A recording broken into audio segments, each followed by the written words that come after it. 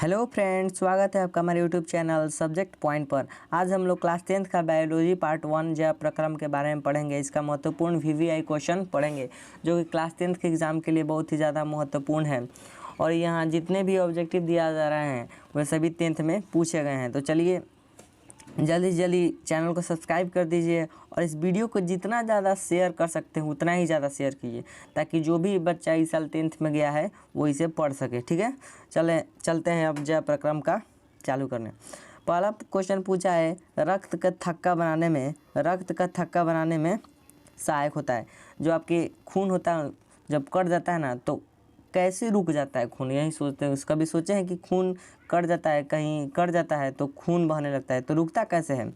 तो जब रक्त का थक्का बनता है ना तो रुक जाता है। तो क्या इसका आंसर हो जाएगा रक्त बिंबाणु, जो थक्का बना के रुकता है। चलिए दूसरा नंबर क्वेश्चन है, पाचन क्रिया पूर्ण होती है। पाचन क्रिया पूर्ण होती है सबसे छोटी आंत में पाचन क्रिया पूर्ण हो जाती है। ठीक है, तीसरा नंबर क्वेश्चन चलते हैं।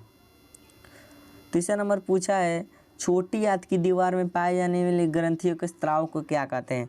जो छोटी आंत में होता है, वहाँ भोजन का जो लास्ट छोर है छोटी आंत, उसमें जो ग्रंथ होता है उसमें क्या स्राव होता है कि पूरा भोजन का पचा देता है, एकदम पूरा तरह से पचा दे वाला है। में क्या होला तो देखी लोग। तीसरा नंबर के दिया है आंत रस क्या लिखा है, सकस एंटेरिक्स जठर रस, ए और बी दोनों। तो इसका राइट आंसर क्या हो जाएगा, डी। ये दोनों फेंकता है, जठरस और सशक्स एंटेरिक्स, ये दोनों फेंक देता है तभी पचता है। चौथा नंबर क्वेश्चन है, एक मनुष्य के कितने दांत होते हैं? आप लोग जानते हैं, बोलता है लोग मार के 32 दांत फोड़ देंगे, यानी 32 तोड़ देंगे, ऐसे बोलता है लोग, यानी ऐसे ही समझ लीजिएगा मनुष्य का 32 दांत होते हैं। ठीक है, चलिए 5 नंबर क्वेश्चन पूछा है, मछली के हृदय में कोष्ठों की संख्या। मछली के हृदय में 2 कोष्ठ होते हैं, दाएँ और बायाँ। 2 आंसर हो जाएगा इसका। 6 नंबर क्वेश्चन पूछा है, स्वाद कलियाँ पाई जाती है। जो आपके जीभ है उसमें स्वाद कलियाँ कहाँ पाई जाती है? तो जीभ का ऊपरी सतह बना पाएगा, भीतरी पाएगा तो स्वाद का पता कैसे चलेगा? तो जीभ के ऊपरी सतह पर, राइट आंसर हो जाएगा। ठीक है, चलते हैं। 7 नंबर क्वेश्चन पूछा है, अमाशय के अग्रभाग को क्या कहते हैं? अमाशय के अग्रभाग को क्या कहते हैं? तो अमाशय के दिया है ऑप्शन पाइलोरिक, फुंडरिक, कार्डियक और एपिलेगेटिस। ठीक है, तो इसका राइट आंसर हो जाएगा आपका कार्डियक पाया जाता है। अमाशय के अग्रभाग में कार्डियक पाया जाता है। ठीक है, अमाशय के सबसे जो पहला भाग होता है उसमें कार्डियक पाया जाता है। जैव प्रक्रम में पढ़े होंगे तो मालूम होगा आपको। इसमें का पूरा वीवीआई आपको दे रहा है, पूरा जो मोस्ट इम्पोर्टेंट क्वेश्चन है जो हर साल एग्ज़ाम में 5 या 6 गिरता ही है इसमें से। ठीक है, क्योंकि प्रथम चैप्टर है जो बहुत ज़्यादा है, इसमें पेजों की संख्या बहुत ज़्यादा है और इसमें बहुत ही ज़्यादा वीवीआई ऑब्जेक्टिव बनते हैं जो कॉम्पिटिटिव एग्ज़ाम तक में भी पूछे जाते हैं।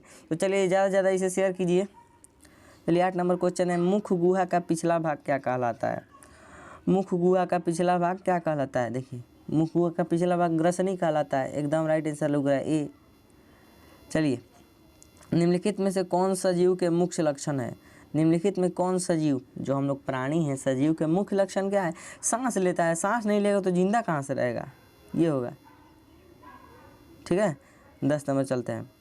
छोटी आंत एवं बड़ी आंत के जोड़ पर पाई जाने वाली एक छोटी नलीनुमा रचना को क्या कहते हैं? देखिए, छोटी आंत पर एवं बड़ी आंत पर जोड़ पर पाई जाने वाली ये नलीनुमा रचना को क्या कहते हैं?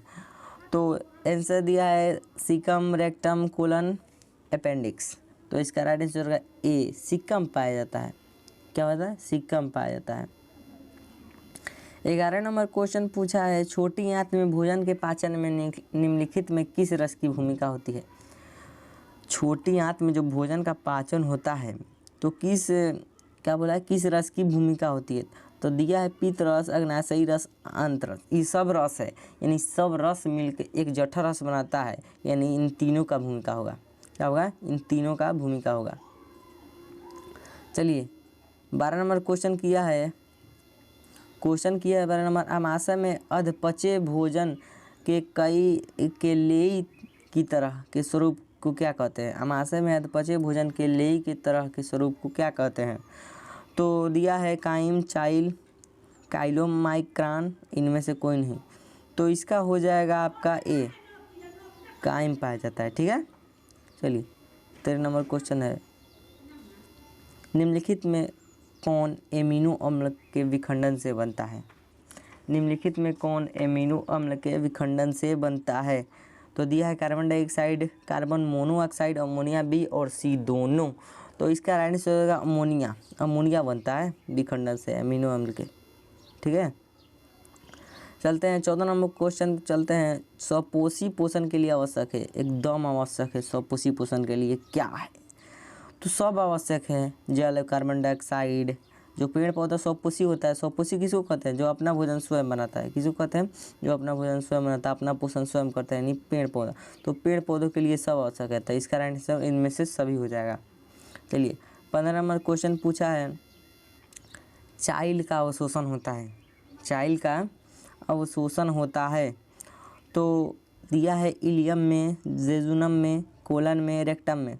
तो इसका राइट आंसर होगा ए, इसका राइट आंसर क्या हो जाएगा? ए, इलियम में होता है चाइल्ड का अवशोषण। चलिए 16 नंबर क्वेश्चन है, मनुष्य के आहार नाल में कौन सी रचना अवशेषी अंग है? कौन सी रचना अवशेषी अंग है मनुष्य के आहार नाल में? ठीक है, तो दिया है सिक्कम, अपेंडिक्स, जेनुनम, कोलन। तो इसका राइट आंसर देखिए क्या होगा, दिया है सिक्कम, अपेंडिक्स, जेनुनम, कोलन। आहार नाल में क्या होता है? आहार नाल में क्या होता है? तो देखिए अपेंडिक्स होता है, एकदम पढ़े होंगे, अपेंडिक्स होता है, अवशेषी अंग है अपेंडिक्स। दांत अस्थि क्षय कारण क्या है? दांत अस्थि क्षय यानी दांतों का पीला पड़ना, फटना, इसका क्या कारण है? तो देखिए इस ससुर दांतों पीला पड़ जाता है, क्या कारण है इसका? तो क्या कारण है? देखिए मीठी चीज़ का कारण, चॉकलेट जो भी व्यक्ति खाते हैं उनका दांत बहुत ही जल्दी सड़ जाता है, बैक्टीरिया द्वारा अम्ल का लगना। कोई व्यक्ति खट्टा चीज़ खा लेता है और मुंह साफ नहीं करता है तो अम्ल से अभिक्रिया करते हैं। फिर दांतों की सफाई, कोई कोई व्यक्ति दांतों की सफाई तक ससुरा नहीं करता है, सब ऐसा ही मुँह महकता है। तो इसका राइट आंसर सभी, सभी हो जाएगा। ठीक है, सभी, इनमें से सभी। 18 नंबर क्वेश्चन है, डेंटाइन के ऊपर दांतों की सुरक्षा हेतु पाई जाने वाली कठोर परत को क्या कहते हैं? उजला उजला जो परत दिखाई देता है ना, इसको क्या कहते हैं? इनामेल कहते हैं। एकदम कठोर परत है, वाइट वाइट, एकदम उजर उजर चमकेला वो, देखिए लोग मुझे याद के। चलो 19 नंबर क्वेश्चन बा, पैरामीशियन के भोजन का अंतग्रहण कब कहाँ होता है? पैरामीशियन के जो जौन भोजन खाला न पैरामीशियम, ओकर अंतग्रहण कहाँ होला? तो कोशिका के मुख्य द्वार में होला, मुख्य द्वार से अंतःकरण हुई। ठीक बा, तो 20 नंबर क्वेश्चन पर चलते हैं। प्रकाश संश्लेषी इकाई है, प्रकाश संश्लेषी इकाई एकदम ही VBI, इसको हम लिख लीजिए VBI पूछा है। कंफ्यूज करने वाला ऑप्शन दिया है, देखिए क्लोरोप्लास्ट, प्लास्टिड, क्लोरोफिल में से कोई नहीं, एकदम कंफ्यूज करने वाला क्वेश्चन। तो भूल एकदम याद रखिएगा, क्लोरोप्लास्ट में ही क्लोरोफिल हो जाता है, राइट आंसर क्या होगा? क्लोरोफिल हो जाएगा। ठीक है, 21 नंबर क्वेश्चन चलते हैं, प्रकाश संश्लेषण प्रक्रिया का मुख्य उत्पाद है। प्रकाश संश्लेषण में क्या निकलता है? तो एकदम इजी आंसर है, ऑक्सीजन निकलता है। और क्या निकलता है? पेड़ पौधा प्रकाश संश्लेषण करता है, कार्बन डाइऑक्साइड लेता है, ऑक्सीजन छोड़ता है, तो ऑक्सीजन ना निकलेगा। चलिए 22 नंबर क्वेश्चन है, पैरामीशियम में पाई जाने वाली पोषण विधि को क्या कहते हैं? पैरामीशियम में पाई जाने वाली पोषण विधि को क्या कहते हैं? मित्रजीवी पोषण करता है, मरे हुए जीवों को खाते हुए अपना पोषण करता है। तो बी हो जाएगा इसका राइट आंसर। चलते हैं 23 नंबर क्वेश्चन पूछा है, निम्नलिखित में किसे प्रकाश संश्लेषी अंग कहते हैं? यार एकदम पूछ लिया है, आगे ही पूछा है, आप लोग को पता होगा, धड़ाक दे लिख दीजिए कमेंट में क्या होगा इसका आंसर। है इसका आंसर सीधे लग रहा है यहाँ पे, हरित लवक होगा। हरित लवक होगा तो प्रकाश संश्लेषण होबे कहाँ करेगा। 24 नंबर क्वेश्चन है, निम्नलिखित में जठर ग्रंथि की कौन सी कोशिका हाइड्रोक्लोरिक अम्ल का स्राव करती है? कौन सी कोशिका हाइड्रोक्लोरिक अम्ल का स्राव करती है? तो भीतरी कोशिका यानी वित्तीय कोशिका करती है हाइड्रोक्लोरिक अम्ल का स्राव। चलिए 25 नंबर क्वेश्चन है, मनुष्य के मुख गुहा में कितने जोड़े लाल ग्रंथियाँ पाई जाती हैं? मनुष्य के जो मुख गुहा है ना, मुख पूरा हार नाल, इसमें कितना जोड़ा लाल ग्रंथियाँ पाई जाता है? तो देखिए 1 2 3 4, 3 पाया जाता है, लाल ग्रंथि 3 होता है। ठीक है, 26 नंबर क्वेश्चन है, इनमें से कौन सी रचना अमीबा के भोजन का ग्रहण होता है? एकदम आप लोग जान दिए, एकदम अमीबा का आकार अनिश्चित होता है, यह भी पूछ सकता है। तो कुटपाद से अपना पाचन करता है, तो इसका राइट आंसर हो जाए कुटपाद। ठीक है, चलिए 27 नंबर क्वेश्चन पे चलते हैं। पेप्टोन पेप्टाइड्स को निम्नलिखित में से किस रूप में तोड़ता है? किस रूप में तोड़ता है? क्या किस रूप में तोड़ता है? तो एमिनो अम्ल में तोड़ देता है। इसका क्या हो जाएगा राइट आंसर? एमिनो अम्ल। एमिनो अम्ल में तोड़ देता है, वसा तो तुर में नहीं करेगा, एमिनो अम्ल में तोड़ देगा। चलिए, कोशिका के किस भाग में सजीवों के सारे गुण विद्यमान रहते हैं? कोशिका के किस भाग में सजीवों के सारे गुण विद्यमान रहते हैं? तो कोशिका झिल्ली में नहीं रहेगा, कोशिका भित्ति में रहेगा तो जीव द्रव में रहेगा, उसका सारा गुण रहेगा जीव द्रव में, क्योंकि जीव द्रव में ही क्या होता है, जीव द्रव में उसका सारा गुण सूत्र रहता है और उसका गुण छुपा रहता है। 29 नंबर क्वेश्चन पूछा है, निम्नलिखित में से किस क्षेत्र द्वारा ग्रसनी ग्रास नली से जुड़ी होती है?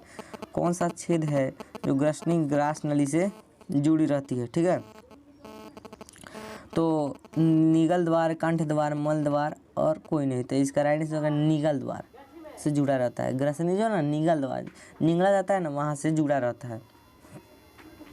पूछा अमीबा का मुख्य भोजन क्या है?